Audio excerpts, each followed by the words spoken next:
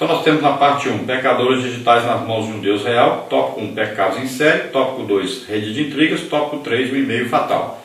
Tópico 1, então, pecados em série. Davi, certa vez, ao invés de ir à guerra com seus homens, resolveu ficar no palácio. À hora da tarde, ele passeava no terraço da casa real e viu a uma mulher que se estava lavando, e era esta mulher muito formosa à vista, segundo o livro de Samuel, capítulo 11, versículos 1 e 2. Mesmo sabendo que Batseba era esposa de Urias, convidou-a ao palácio e com ela pecou. O seu adultério levou instabilidade a todo Israel. Hoje, discretamente, a geração digital acessa sites imorais cujo conteúdo serve para alimentar as concupiscências mais grosseiras, baixas e abomináveis. Como, pois, alcançar este campo missionário virtual de pessoas reais que caminham para o lago de fogo também real? Apocalipse 21:8. Não podemos fugir a este desafio. A Igreja do Senhor precisa produzir conteúdos bíblicos de excelente qualidade que se contraponham a essa avalanche pornográfica. Então veja só, nós estamos vivendo uma época em que o acesso às coisas boas ficou muito fácil, mas também o acesso às coisas ruins ficou muito fácil. E aí a pessoa tem que tomar a decisão.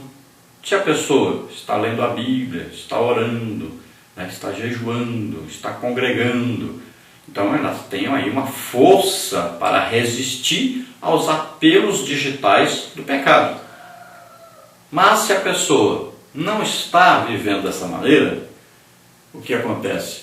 Ela está susceptível, ou seja, ela está aí fácil para ser conquistada por esses meios digitais que oferecem divertimento, oferecem pornografia, oferecem todo tipo de coisa, de maneira fácil e escondida das pessoas. Então a pessoa com seu celular no quarto, com seu tablet, com seu notebook, tem acesso ali à internet, então pode assistir o que quiser, pode falar o que quiser, com quem quiser. Ninguém está aí vendo, ninguém está ouvindo. É uma coisa impressionante, não é? Só as pessoas se esquecem de que existe Deus.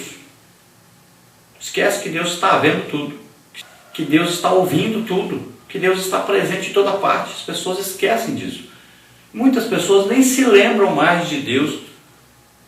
Parece que Deus nem existe. Mas olha só, vivem num mundo virtual, se esquecem do mundo real. Vivem no mundo digital, mas se esqueceram de que o inferno é real. Se esqueceram que o diabo é real. Se esqueceram que Deus é real. Então vivem como se o mundo fosse digital, virtual, pronto. Não faz de conta. Onde as pessoas representam um papel. Ela parece que é uma coisa, mas é outra. É um engano que existe. É um viver irreal, na verdade. Então nós temos que pregar o Evangelho para essas pessoas, ensinar para elas que existe um Deus real e que existe um Satanás real, que existe um inferno real, mas Deus real quer que ele viva uma nova Jerusalém para sempre, e isso é real e é eterno. Então, assim como Davi deixou de ir à guerra e estava passeando ali, foi atraído por uma mulher que estava tomando banho e acabou pecando, quase que destrói a sua nação por causa do seu pecado, então a pessoa está aí, às vezes, distraído nas redes sociais, de repente ele pode perder a sua salvação. De repente ele pode fazer uma coisa que vai atrapalhar uma vida, que vai levar uma pessoa para o inferno. Olha só. De repente ele pode destruir a sua família, sua comunhão com Deus e tudo. Uma coisa rapidinha. Então, tomemos cuidado com isso. Então lembre-se que você tem que estar todo o tempo na luta contra o pecado, contra Satanás, contra os demônios, contra ideias contrárias à Bíblia, contra falsas doutrinas que estão aí na internet para quem quiser acessar. No tópico 2 nós temos aí rede de intrigas. Aminon, filho de Davi, utilizou-se de uma rede sofisticada de relacionamentos administrada por Jonadab, a fim de seduzir sua meia-irmã Tamar, segundo o livro de Samuel 13, de 1 a 14. E assim, utilizando como pretexto amor e doença, estrupou a jovem, levando a vergonha e o ódio à casa real de Israel. Se por um lado as redes sociais facilitam encontros e contatos entre amigos e parentes distantes, por outro, tem multiplicado traições, adultérios e destruição de lares. Esse efeito nocivo pode ser minimizado, se não anulado, se cada crente as utilizar para ganhar os pecadores digitais para o Cristo real. Então, olha só, assim como a internet pode servir para evangelizar, fazer coisas boas, também pode ser a causa da destruição de lares. Eu conheço pessoas que o lar deles foram destruídos por causa da internet. Eu já fiz evangelismo em casas onde casais estavam se separando porque o esposo passava a noite na pornografia na internet. Não tinha mais relacionamento com a esposa. Vivia em masturbação.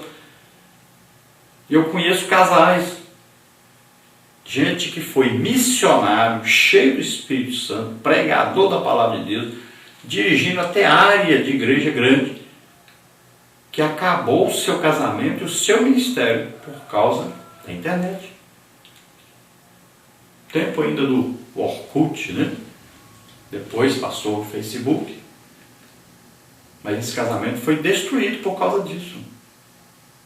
Os bate-papos ali pela internet começaram a ver coisas que concordavam uns com os outros e tal. Daí a pouco começou a marcar encontro e aí separaram aí o casal, destruíram a família, destruíram o ministério por causa do acesso à internet e de não vigiarem. É uma coisa tremenda. As pessoas têm que tomar cuidado, mas é muito cuidado mesmo. Tem que estar vigiando. A pessoa precisa estar em contato com Deus. Precisa ter tempo para orar, para jejuar, para estudar a Bíblia, para congregar, para ganhar alma, fazer uma coisa para Deus. Então use, mas use sabiamente. Nós temos visto aí quantos estão entrando na internet para ficarem fofocando, falando mal uns dos outros. Coisa terrível, ao invés de ficar construindo alguma coisa, estão destruindo. Veja então que naquele tempo lá, o filho do rei Davi, na sua rede de intriga lá, né, começou a inventar, fazer uma coisa para poder estuprar sua própria irmã. Olha só.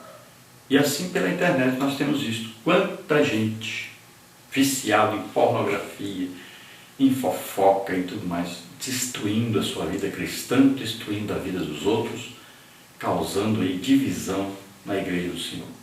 No tópico 3 nós temos aí o e-mail fatal. A fim de encobrir o seu pecado, Davi escreveu uma carta a Joabe, na qual arquitetava a morte de Urias, marido de Batseba. Nesse intento, ordenou ao pobre Urias que a levasse ao destinatário, segundo o livro de Samuel 11, 14 a 16. O final desta história não poderia ser mais triste. Através da espada dos filhos de Amon, Davi matou um dos seus melhores capitães, segundo Samuel 12, 9. O correio eletrônico facilita-nos o dia a dia, encurta-nos as distâncias e ajuda-nos a resolver pendências. Infelizmente, esta ferramenta tão útil vem sendo utilizada também para arruinar reputações, caluniar e até matar.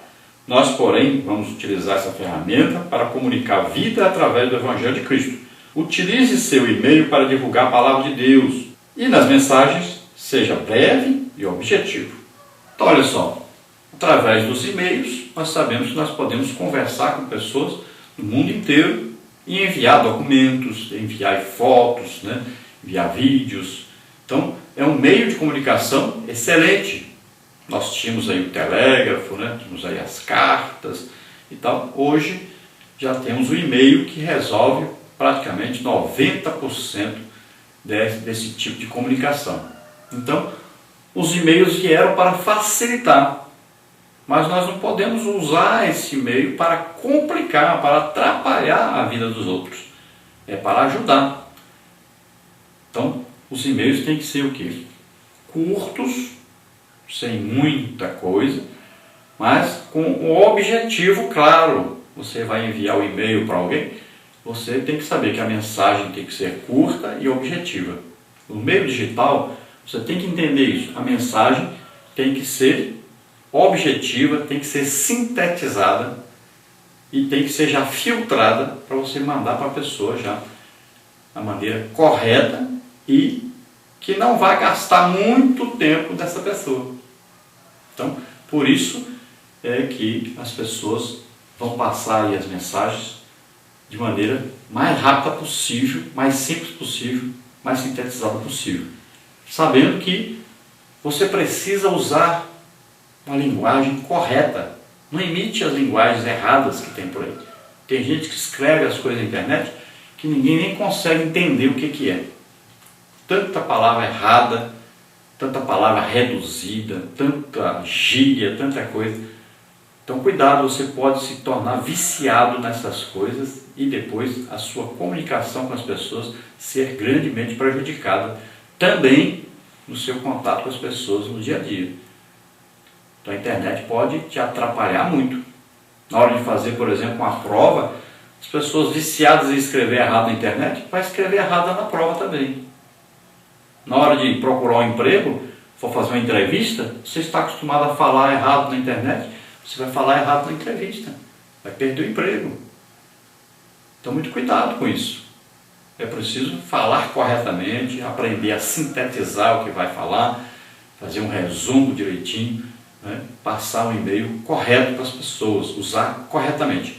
Então veja bem que através de uma carta, Davi mandou pelo próprio Urias, mandou uma carta com a sua sentença de morte. Uma carta para o general, dizendo para colocar Urias na frente de batalha e assim ele ser morto. Olha só.